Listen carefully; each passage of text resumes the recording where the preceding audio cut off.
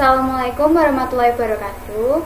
Perkenalkan, kami dari kelompok 10 akan mempresentasikan tentang perubahan atas POJK nomor 12 garis miring POJK 01 garis miring 2017 tentang penerapan program APU PPT yang terkhususnya yaitu Customer Due Diligence. Dengan anggota kelompok yaitu saya sendiri Stefani Krisanti dengan NIM 2005520115 dan rekan saya. Nama saya Endang Setianingsih, NIM 2005520129. Dengan program studi kami yaitu S1 Akuntansi Universitas Tikubang Unisbank Semarang. Tujuan dari pembuatan video ini adalah untuk memenuhi syarat untuk memenuhi tugas akhir semester mata kuliah audit internal dengan dosen pengampu Bapak Arif Himawan.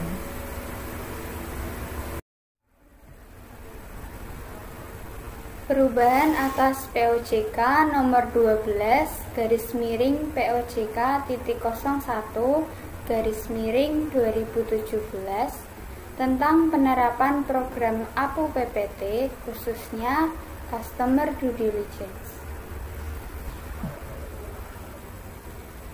Yang pertama ada pengertian dari Otoritas Jasa Keuangan atau OJK yang merupakan lembaga yang independen yang mempunyai fungsi, tugas, dan wewenang pengaturan, pengawasan, pemeriksaan, dan penyidikan sebagaimana dimaksud dalam undang-undang yang mengatur mengenai OJK.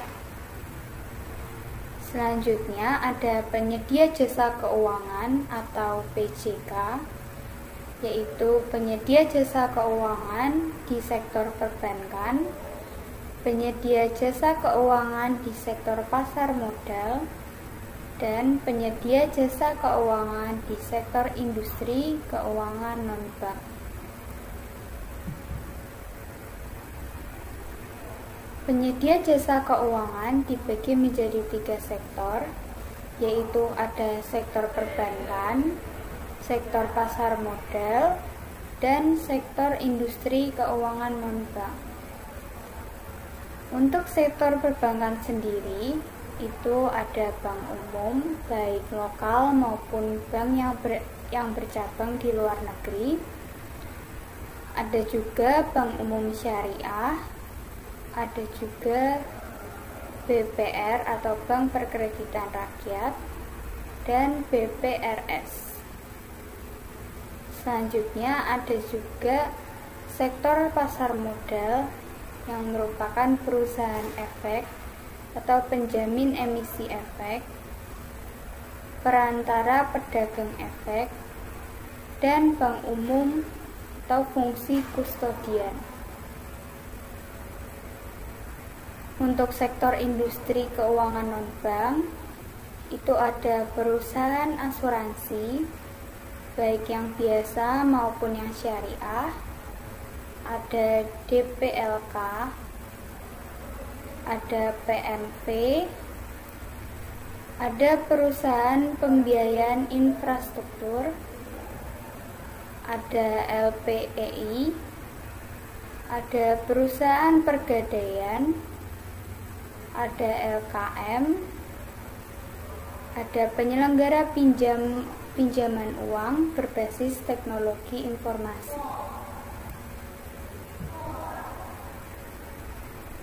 Selanjutnya ada pengertian dari pencucian uang, yaitu dalam undang-undang yang mengatur mengenai pencegahan dan pemberantasan tindak pidana pencucian uang. Lalu ada pendanaan terorisme, yaitu diatur dalam undang-undang yang mengatur mengenai pencegahan dan pemberantasan tindak pidana pendanaan terorisme. Lalu ada anti pencucian uang dan pencegahan pendanaan terorisme yang merupakan upaya pencegahan dan pemberantasan tindak pidana pencucian uang dan pendanaan teroris. Lalu ada calon nasabah, yaitu pihak yang akan menggunakan jasa PJK.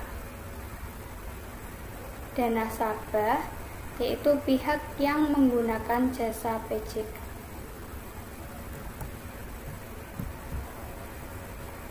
Selanjutnya ada walk-in customer atau WIC, yang merupakan pihak yang menggunakan jasa PJK di sektor perbankan atau PJK di sektor pasar modal, namun tidak memiliki rekening pada PJK di sektor perbankan atau PJK di sektor pasar modal tersebut.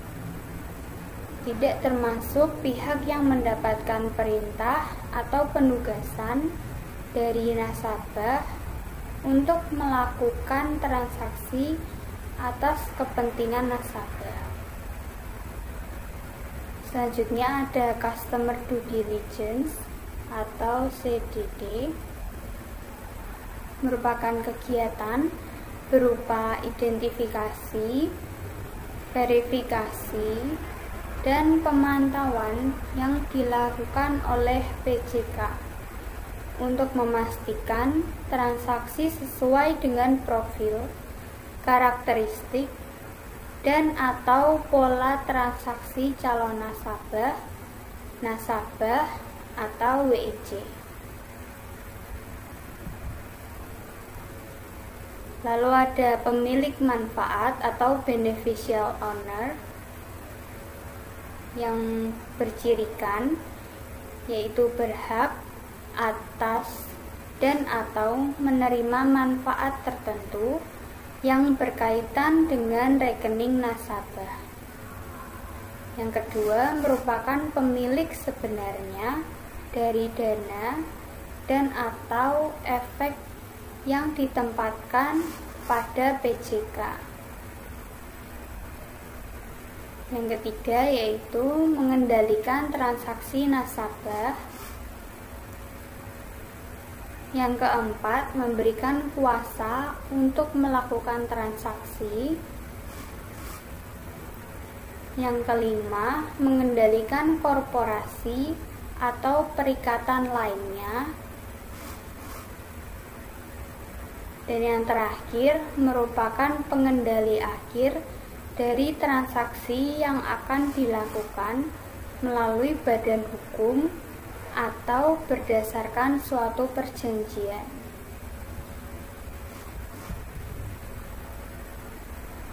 Selanjutnya ada PEP atau orang yang populer secara politis,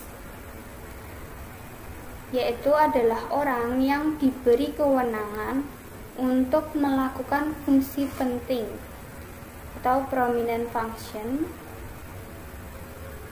yaitu kepada negara lain, yaitu PEP asing.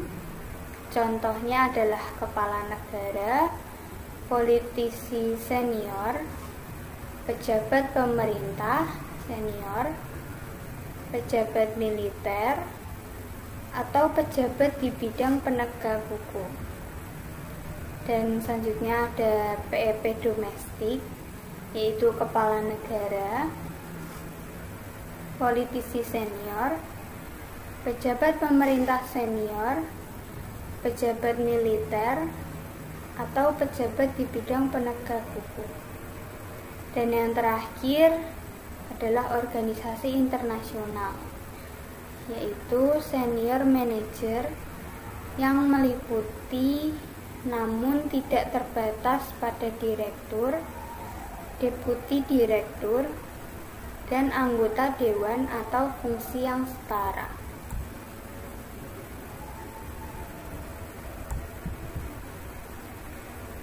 Berikut adalah peraturan di dalam POJK. Yang pertama, pasal 2. PJK wajib mengidentifikasi, menilai, dan memahami risiko tindak pidana pencucian uang dan atau tindak pidana pendanaan terorisme terkait dengan nasabah, negara atau area geografis, produk, jasa, transaksi atau jaringan distribusi atau delivery channels. PJK wajib untuk A. Mendokumentasikan penilaian risiko. Yang B. Mempertimbangkan seluruh faktor risiko yang relevan sebelum menetapkan tingkat keseluruhan risiko, serta tingkat dan jenis mitigasi risiko yang memadai untuk diterapkan. Lalu yang C. Mengkinikan penilaian risiko secara berkala. Yang D. Memiliki mekanisme yang memadai terkait dengan penyediaan informasi penilaian risiko kepada instansi yang berwenang.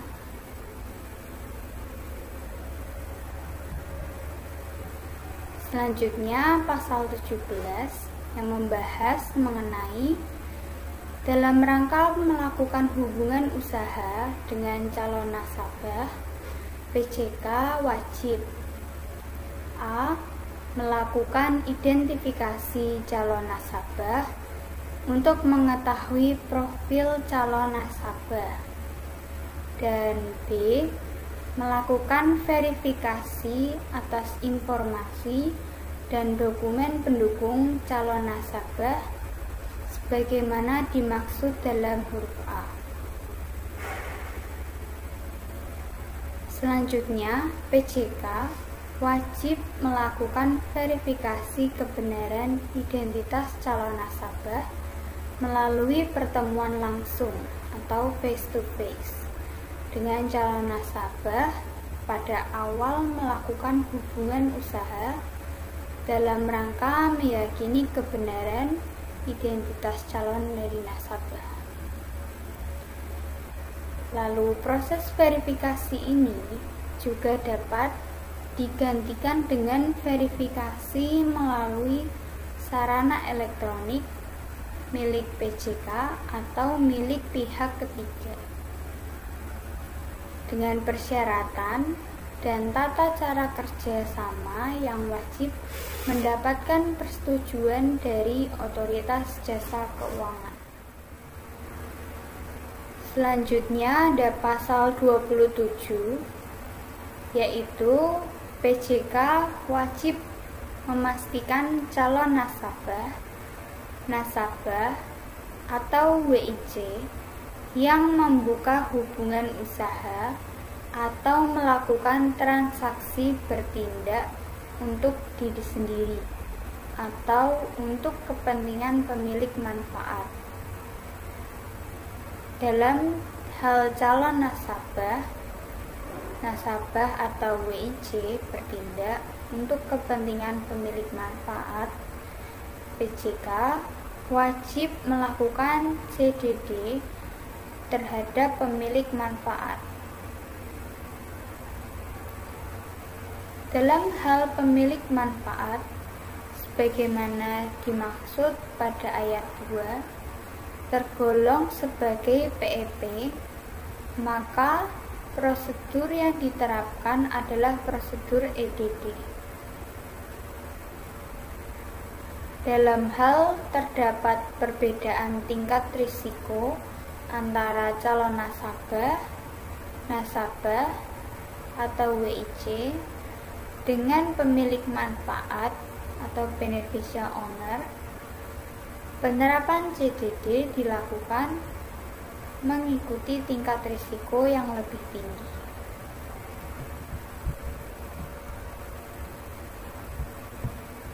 Selanjutnya ada ketentuan pasal 28.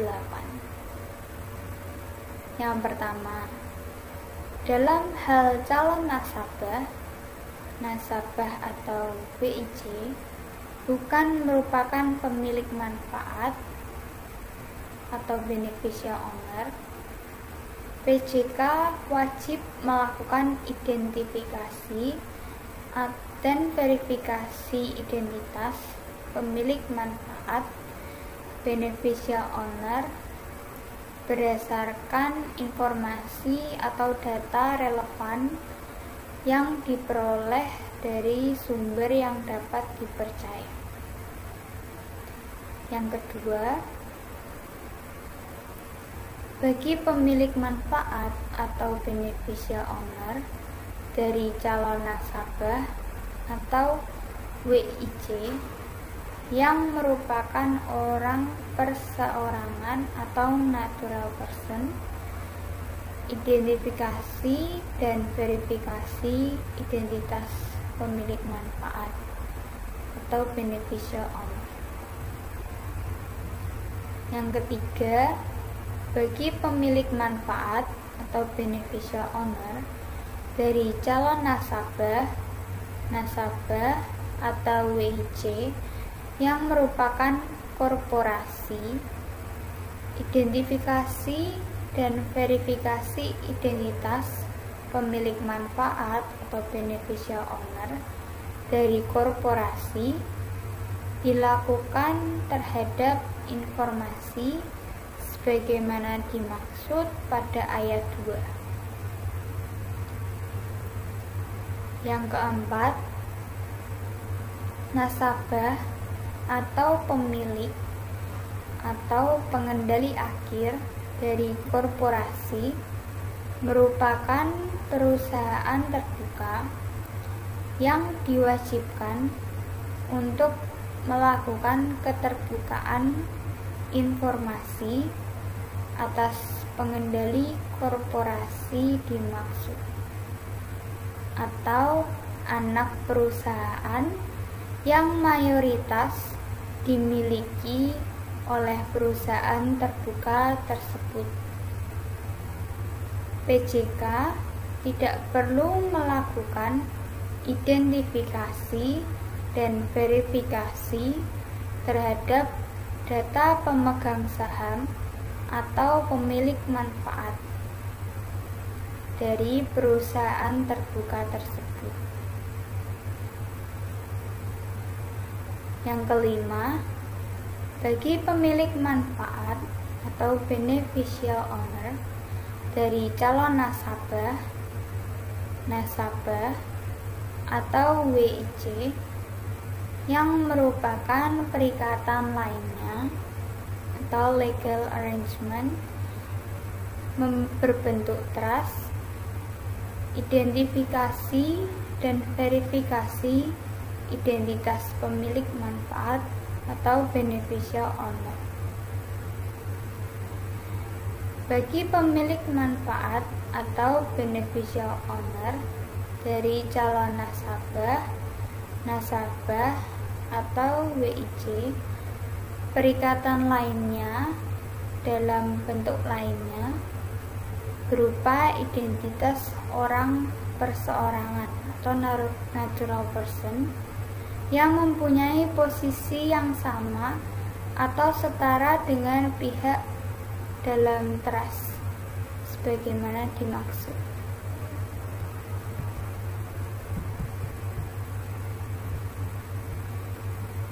Yang ketujuh, ada dalam hal tidak terdapat orang perseorangan yang memiliki pengendalian melalui kepemilikan PJK, wajib melakukan identifikasi dan verifikasi atas identitas dari orang perseorangan.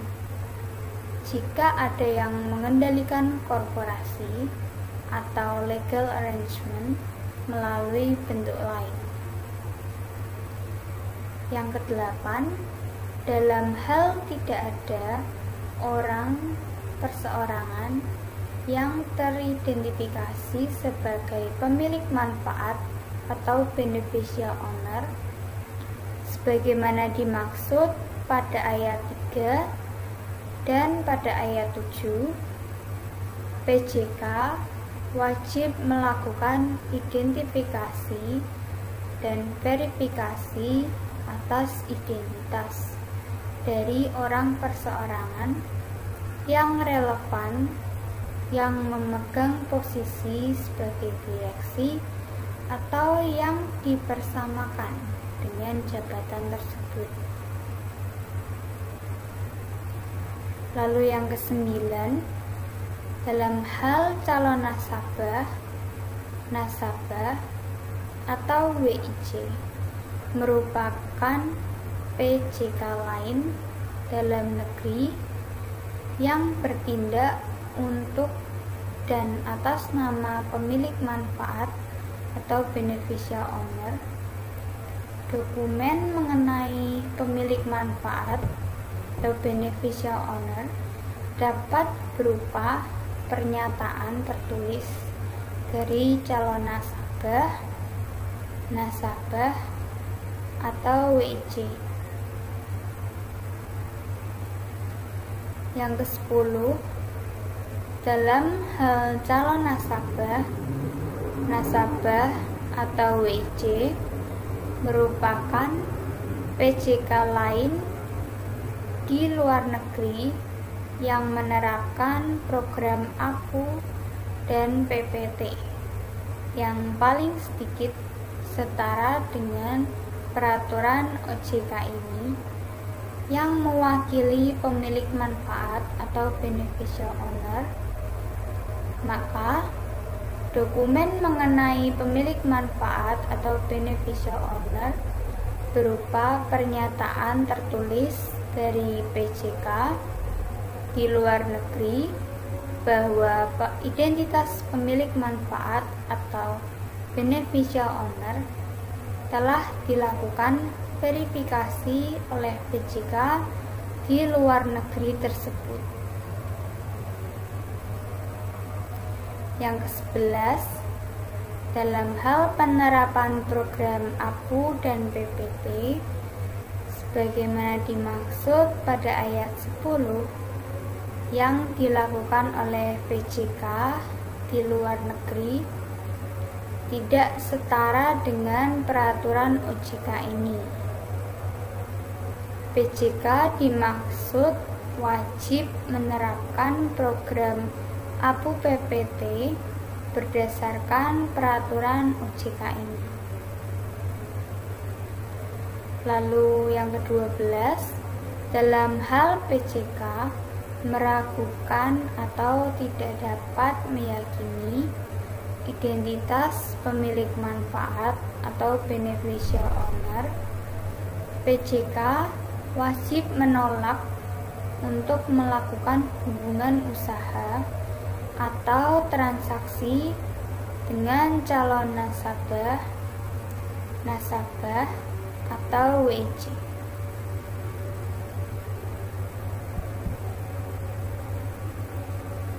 Selanjutnya, dapat ketentuan pada pasal 29, yaitu kewajiban penyampaian dokumen dan atau informasi identitas pemilik atau pengendali akhir pemilik manfaat atau beneficial owner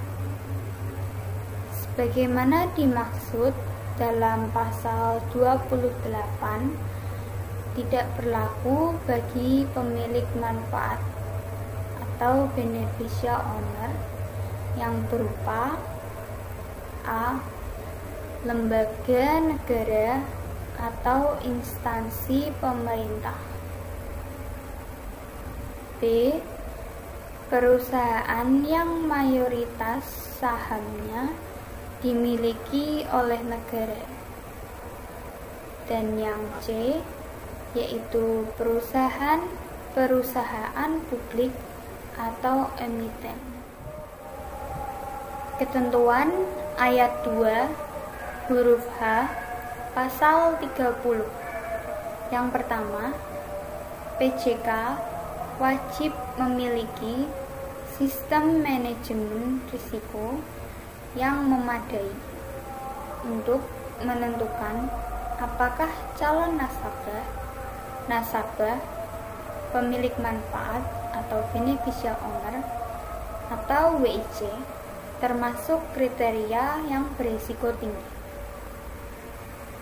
Lalu yang kedua, kriteria berisiko tinggi dari calon nasabah, pemilik manfaat atau beneficial owner atau WIC.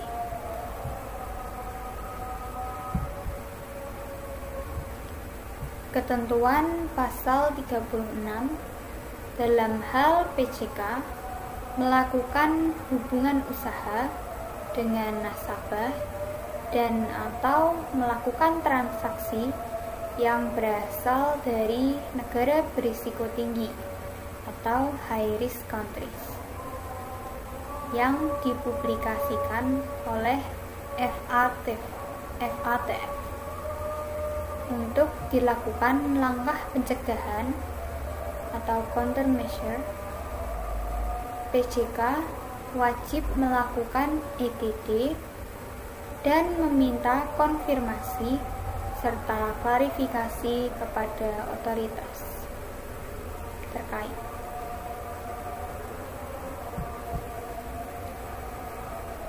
Ketentuan ayat 1 pasal 42 ditambah 1 huruf yaitu huruf E dan ayat 2 huruf C pasal 42.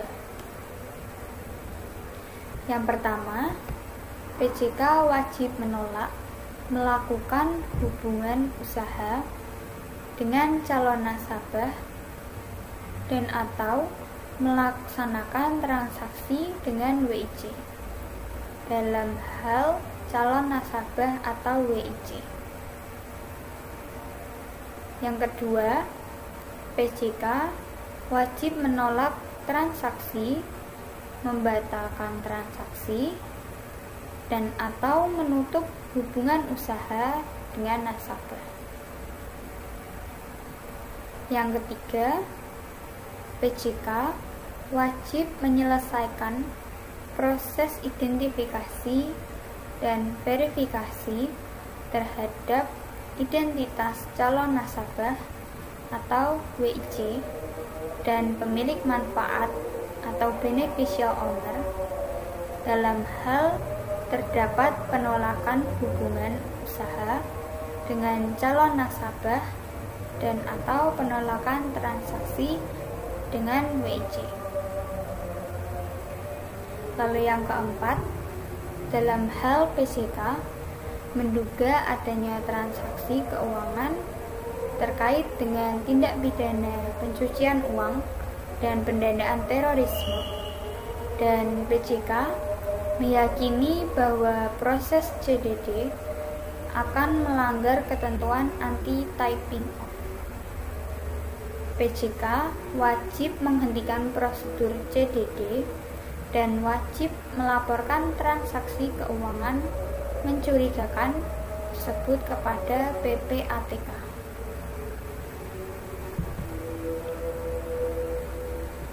Lalu yang kelima, PJK wajib mendokumentasikan calon nasabah atau WIC yang memenuhi kriteria sebagaimana dimaksud pada ayat 1 dan ayat 2.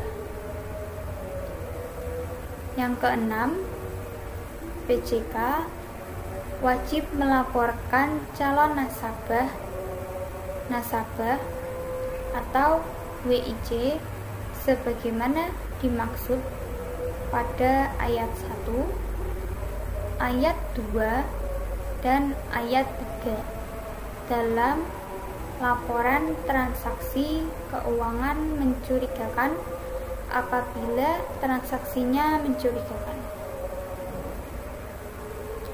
Yang ketujuh, kewajiban PJK untuk menolak, membatalkan, dan atau menutup hubungan usaha dengan nasabah sebagaimana dimaksud pada ayat 2 wajib dicantumkan dalam perjanjian pembukaan rekening dan diberitahukan kepada nasabah.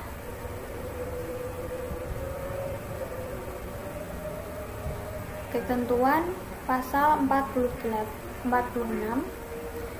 Yang pertama, PJK wajib memelihara daftar terduga teroris dan organisasi teroris dan daftar pendanaan proliferasi senjata pemusnah massal. PJK wajib melakukan identifikasi dan memastikan secara berkala nama nasabah yang memiliki kesamaan nama dan informasi lain atas nasabah dengan nama dan informasi yang tercantum dalam daftar terduga teroris dan organisasi teroris dan daftar pendanaan proliferasi senjata pemusnah massal sebagaimana dimaksud pada ayat 1. Dan hal terdapat kemiripan nama nasabah dengan nama yang tercantum dalam daftar terduga teroris dan organisasi teroris dan daftar pendanaan proliferasi senjata pemusnah massal sebagaimana dimaksud pada ayat 1.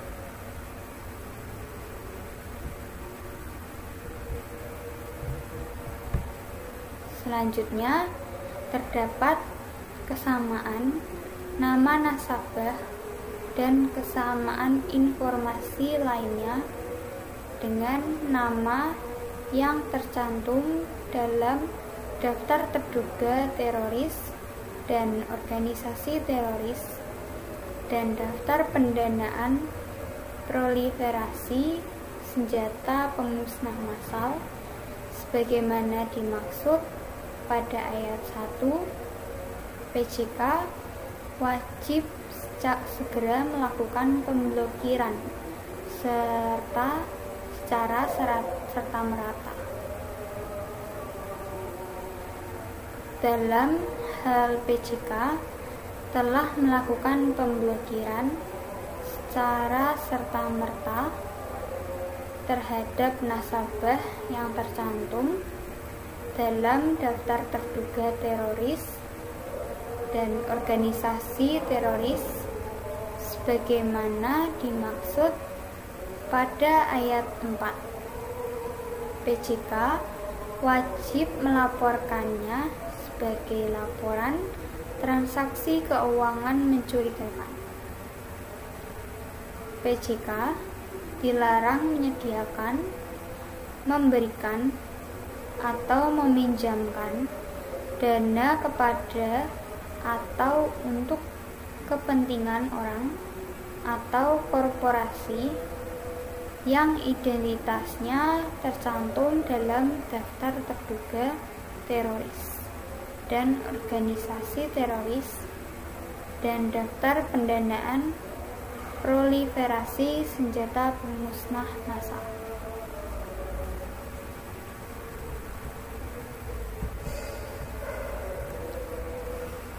Bagian ke-8, pemantauan dan pengkinian.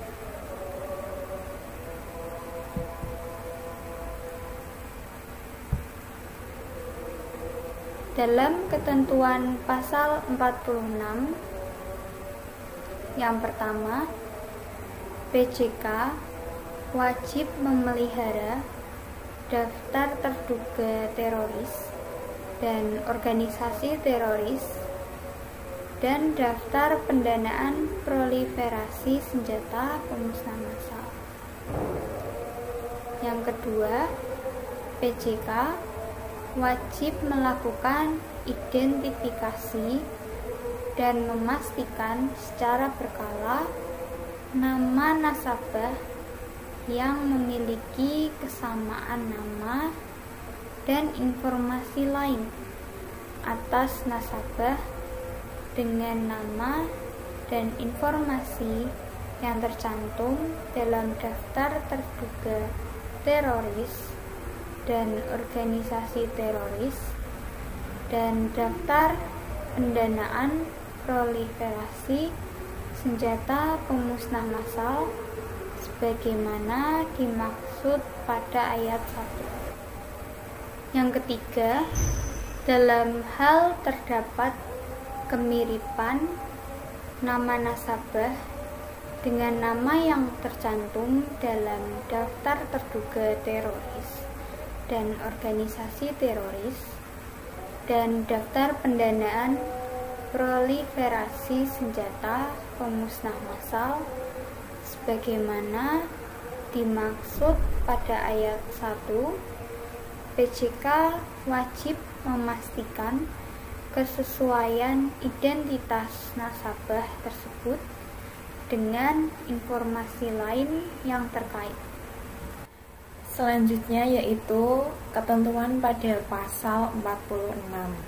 Yang keempat, dalam hal tersebut terdapat kesamaan nama nasabah dan kesamaan informasi lainnya dengan nama yang tercantum dalam daftar yang terduga teroris dan organisasi teroris dan daftar pendanaan proliferasi senjata pemusnah massal sebagaimana yang dimaksud pada ayat 1. PJK wajib segera melakukan pemblokiran secara merata. Yang kelima, dalam hal PJK telah melakukan pemblokiran secara merata terhadap nasabah yang tercantum dalam daftar terduga teroris dan organisasi teroris tersebut. PJK wajib melaporkan sebagai laporan transaksi keuangan mencurigakan. Selanjutnya yang keenam, PJK dilarang menyediakan, memberikan, atau meminjamkan dana kepada untuk kepentingan orang atau korporasi yang identitasnya tercantum dalam daftar terduga teroris dan organisasi teroris dan daftar pendanaan proliferasi senjata pemusnah massal. Ketentuan ayat 1 pasal 51 diubah dan ditambahkan satu ayat, yakni pada ayat yang ketiga.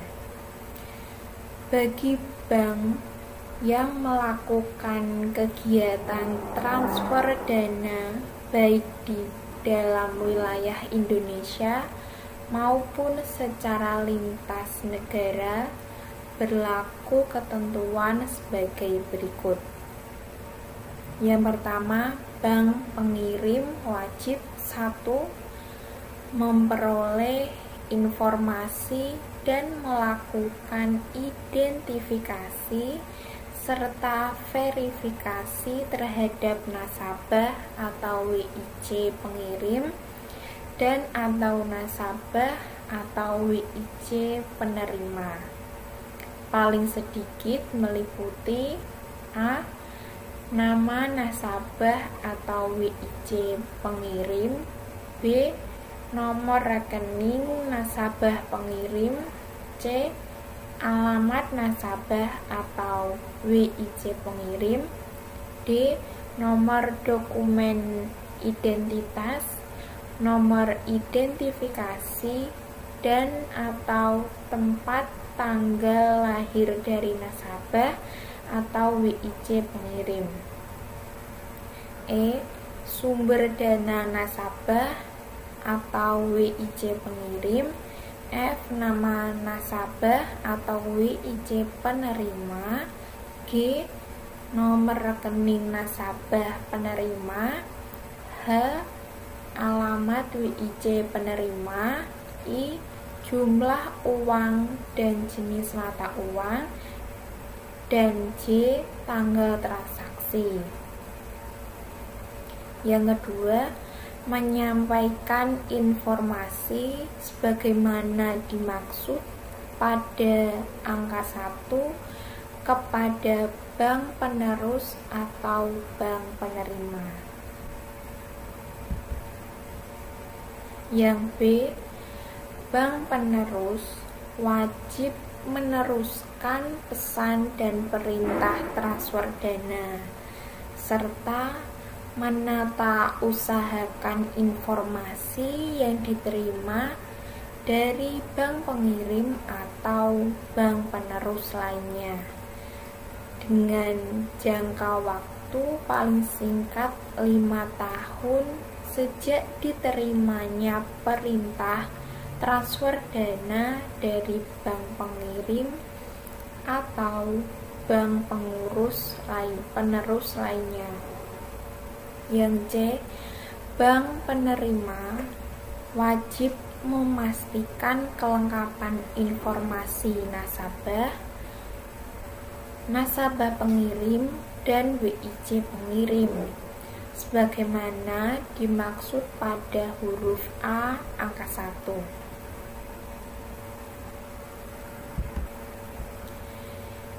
Untuk kegiatan transfer dana di dalam wilayah Indonesia, bank pengirim wajib menyampaikan secara tertulis informasi yang dibutuhkan dalam jangka waktu paling lambat 3 hari kerja berdasarkan permintaan tertulis dari bank penerima dan atau dari otoritas yang berwenang apabila bank penerima hanya memperoleh informasi nomor rekening atau nomor referensi transaksi.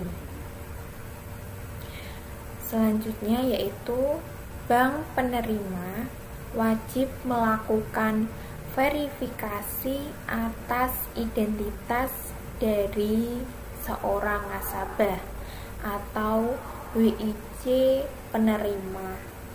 Dalam hal identitas tersebut belum diverifikasi sebelumnya dan menata usahakan informasi dimaksud sesuai dengan ketentuan penata usahaan dokumen dalam peraturan otoritas jasa keuangan saat ini. Ketentuan ayat 4 pasal 56. Yang pertama, PJK wajib menata usahakan A.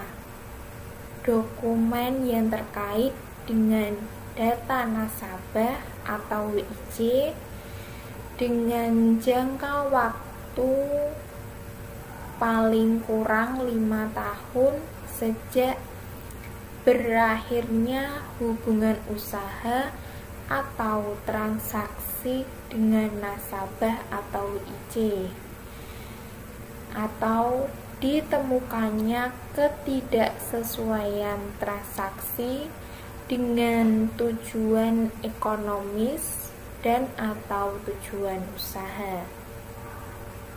Yang B, dokumen nasabah atau WIC yang terkait dengan transaksi keuangan dengan jangka waktu sebagaimana diatur dalam undang-undang mengenai dokumen perusahaan. Yang kedua, ada dokumen yang terkait dengan data nasabah atau WIC sebagaimana yang dimaksud pada ayat 1 paling kurang meliputi A. Identitas nasabah atau WIC termasuk dokumen pendukungnya.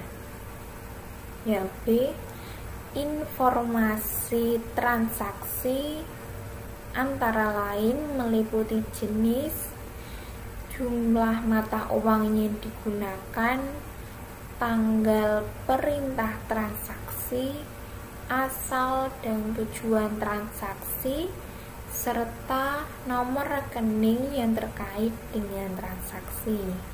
Yang C, hasil analisis yang telah dilakukan.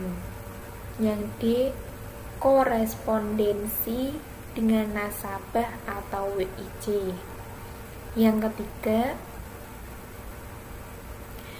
PJK wajib menyimpan catatan dan dokumen mengenai seluruh proses identifikasi transaksi keuangan yang mencurigakan sesuai dengan ketentuan peraturan perundang-undangan.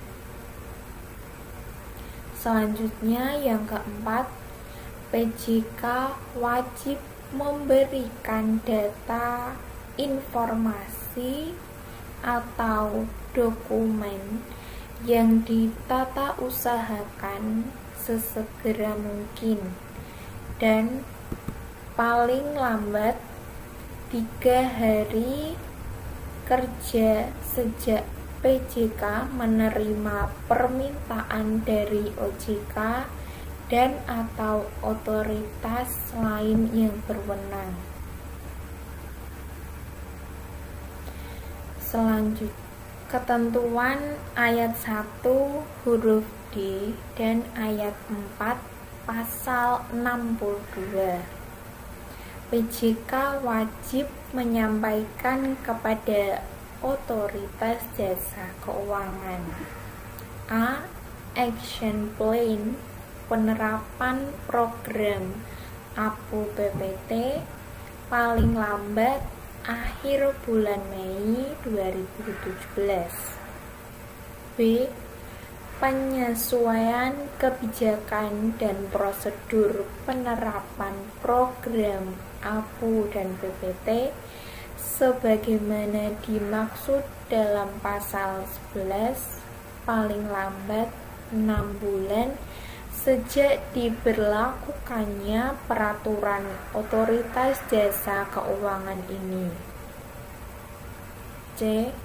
Laporan rencana kegiatan pengkinian data sebagaimana dimaksud dalam pasal 44 ayat 4 huruf B disampaikan setiap tahun paling lambat akhir bulan Desember.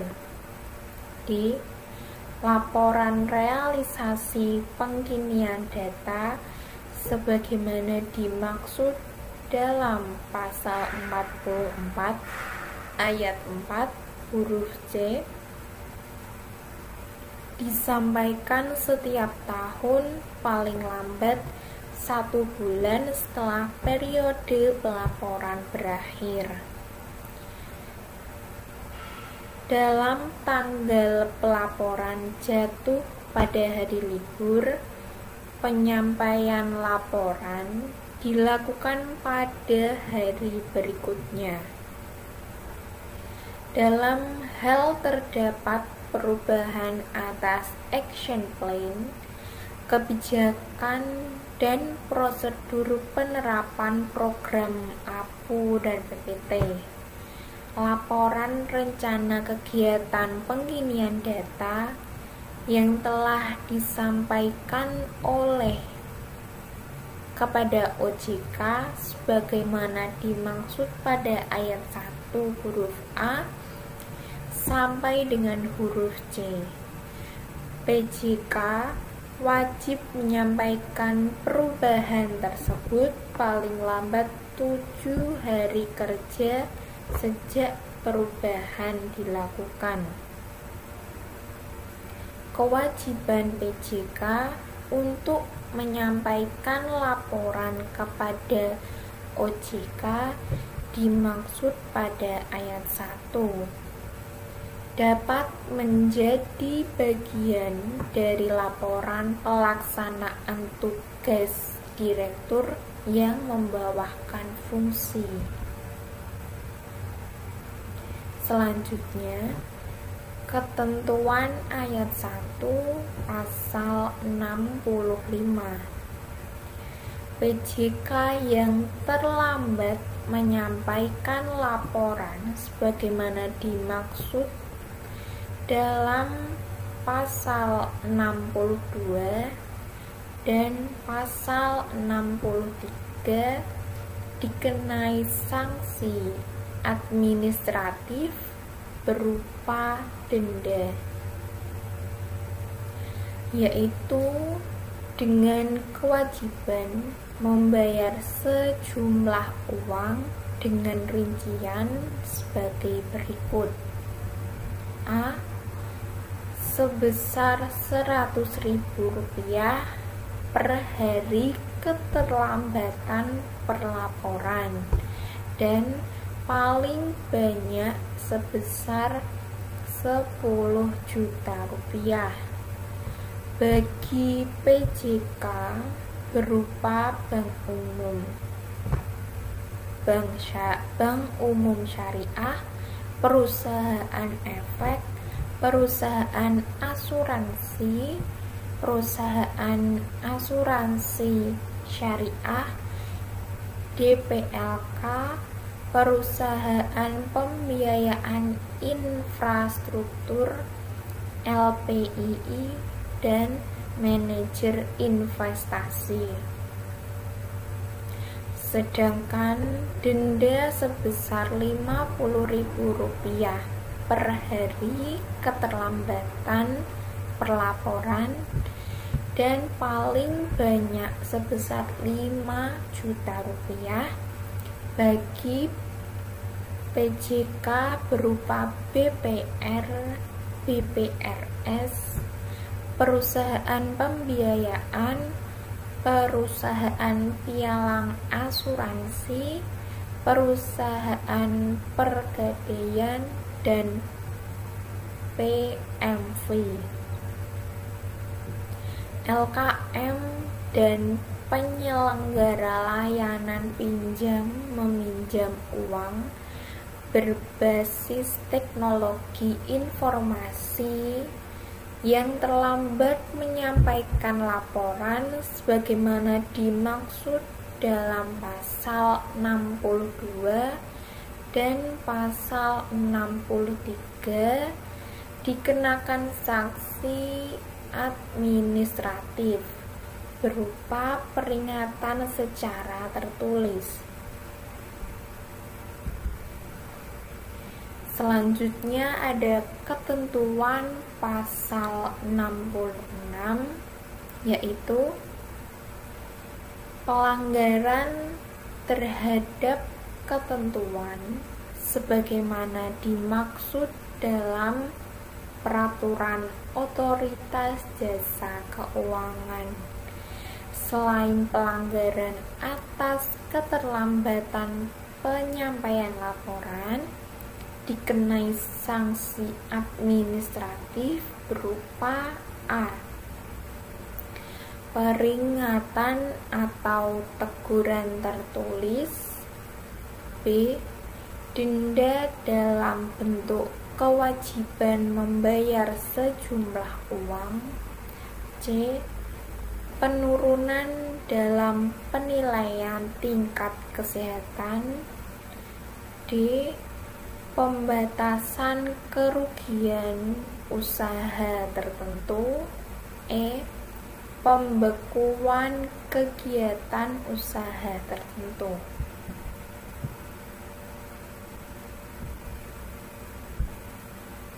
F. Pemberhentian pengurus bank dan selanjutnya menunjuk dan mengangkat pengganti sementara sampai rapat umum pemegang saham atau anggota koperasi mengangkat pengganti yang tetap dengan persetujuan otoritas jasa keuangan. G. Pencantuman anggota direksi dan anggota dewan komisaris pegawai PJK, pemegang saham dalam daftar orang tercela di sektor jasa keuangan. Saksi sebagaimana dimaksud pada ayat 1 huruf B sampai dengan huruf G dapat dikenai dengan atau tanpa didahului pengenaan saksi peringatan tertulis sebagaimana yang dimaksud pada ayat 1 huruf A. Sanksi denda sebagaimana dimaksud pada ayat 1 huruf B dapat dikenai secara tersendiri atau bersama-sama dengan pengenaan sanksi sebagaimana dimaksud pada ayat 1 yang terdapat dari huruf C sampai dengan huruf G. 3A. Sanksi denda sebagaimana dimaksud pada ayat 1 huruf B dapat dikenakan paling banyak sebesar 5 miliar rupiah bagi orang perseorangan dan paling banyak sebesar 15 miliar rupiah bagi perusahaan. OJK dapat mengumumkan pengenaan sanksi administratif sebagaimana dimaksud pada ayat 1 dalam pasal 67. Yang pertama, PJK yang telah memiliki kebijakan dan prosedur penerapan program APU dan BPT wajib menyesuaikan kebijakan dan prosedur yang dimaksud sesuai dengan peraturan otoritas jasa keuangan ini, serta paling lambat 6 bulan sejak peraturan otoritas jasa keuangan ini diundangkan. Yang kedua, bagi LKM dan penyelenggara layanan pinjam-meminjam uang yang berbasis teknologi informasi, ketentuan pada peraturan otoritas jasa keuangan ini dinyatakan berlaku setelah 4 tahun terhitung sejak peraturan jasa otoritas jasa keuangan ini diundangkan. Yang ketiga, PJK yang melakukan pelanggaran terhadap ketentuan penerapan program APU dan BPT di dalam sektor jasa keuangan dapat dikenai sanksi pada pasal berikut.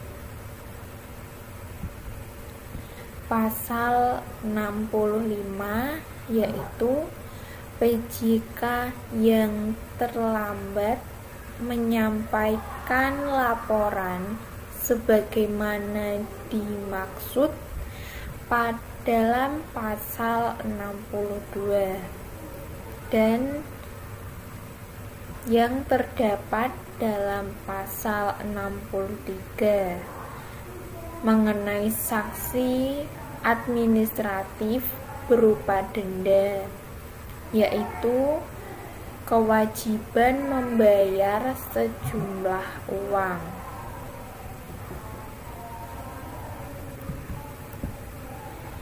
Selanjutnya yang terdapat dalam pasal 66.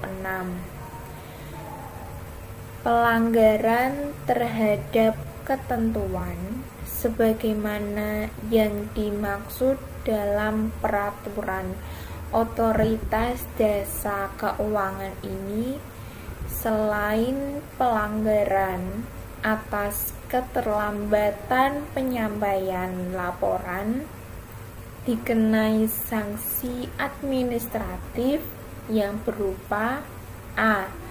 peringatan atau teguran secara tertulis, b. penurunan dalam penilaian tingkat kesehatan, d. pembatasan kegiatan usaha tertentu, e. pembekuan kegiatan usaha tertentu, f. pemberhentian pengurus bank, dan selanjutnya menunjuk dan mengangkat pengganti sementara sampai rapat umum pemegang saham atau rapat anggota koperasi mengangkat pengganti yang tetap sesuai dengan persetujuan Otoritas Jasa Keuangan. G. Pencantuman anggota direksi dan anggota Dewan Komisaris, pegawai PJK, pemegang saham dalam daftar orang tercela di sektor jasa keuangan. Yang kedua, sanksi sebagaimana yang dimaksud dalam ayat 1 huruf B sampai dengan huruf G dapat dikenai dengan atau tanpa didahului pengenaan sanksi peringatan tertulis sebagaimana yang dimaksud pada ayat 1 huruf A. Yang ketiga, sanksi denda sebagaimana yang dimaksud dalam ayat 1 huruf B dapat dikenai secara tersendiri atau bersama-sama dengan pengenaan sanksi sebagaimana yang dimaksud pada ayat 1 huruf C sampai dengan huruf G.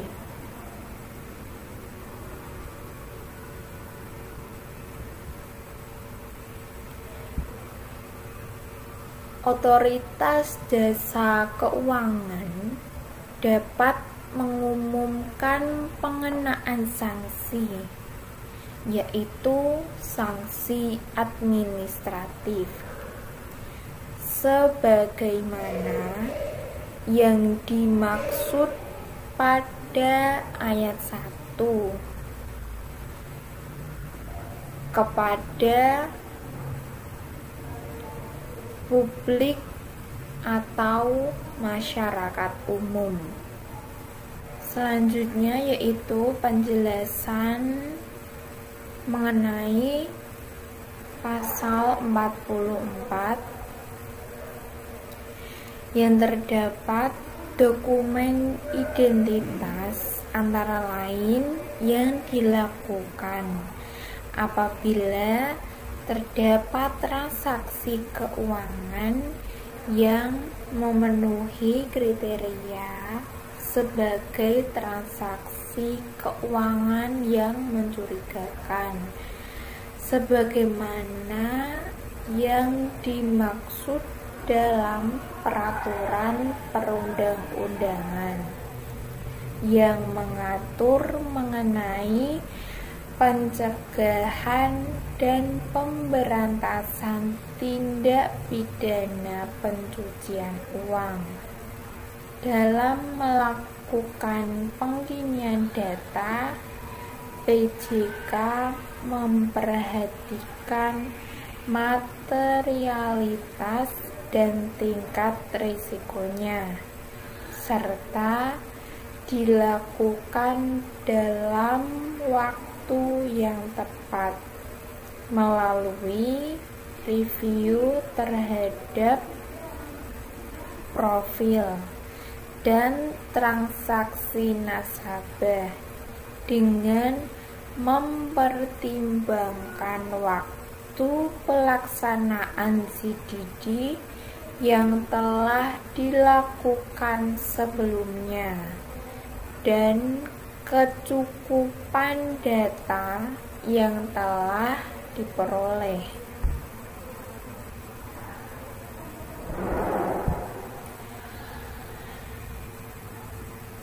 Tambahan penjelasan yang terdapat pada pasal 62. Action plan adalah langkah-langkah PJK untuk melaksanakan program APU dan PPT dengan target waktu penyelesaian selama periode tertentu yang paling kurang memuat penyempurnaan infrastruktur yang terkait dengan teknologi informasi, penyiapan sumber daya manusia, dan program pengkinian data nasabah, WIJ, dan pemilik manfaat atau beneficial owner. Action plan juga memuat langkah-langkah PJK dalam melakukan CDD terhadap nasabah yang ada berdasarkan materialitas dan risikonya.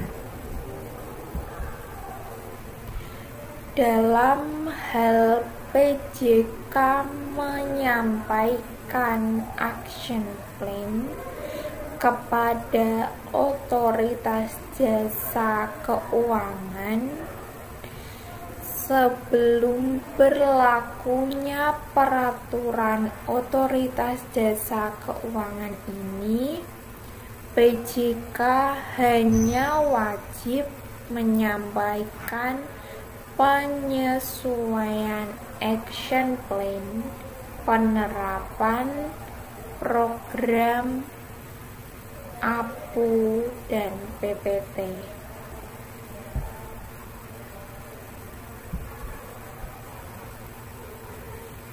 Rencana pengkinian data disusun sesuai dengan penilaian PJK terhadap kesesuaian data yang tersedia.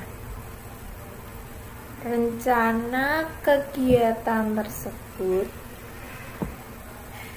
membantu PJK untuk dapat melakukan pemantauan dan melaporkan transaksi keuangan yang diduga mencurigakan. Sekian presentasi yang dapat kami sampaikan. Mohon maaf apabila ada kesalahan. Sebelum kami tutup, kami ingin menyampaikan sebuah kata motivasi, yaitu beranikan diri untuk mengatakan tidak, berani menghadapi kebenaran. Lakukanlah hal yang benar karena itu benar, sebagai kunci untuk menjalani hidupmu dengan mempunyai integritas diri. Wassalamualaikum warahmatullahi wabarakatuh.